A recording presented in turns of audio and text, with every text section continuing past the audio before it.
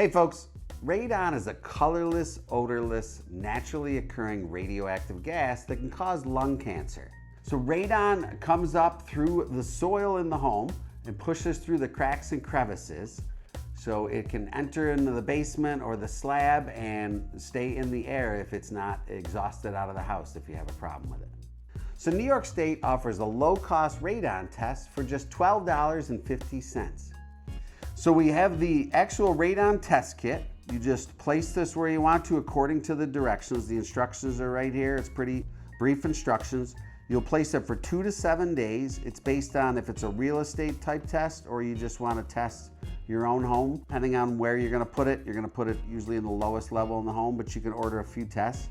You take this tape off to expose the canister, run it for 2 to 7 days. When you're done, you will reseal that up. You will fill out the information about where the test was conducted.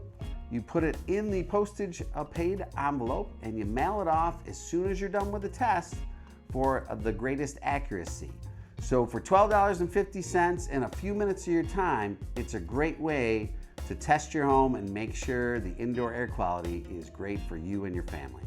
We have a link to the New York State Department of Health to get this, or you can go to the New York State Department of Health.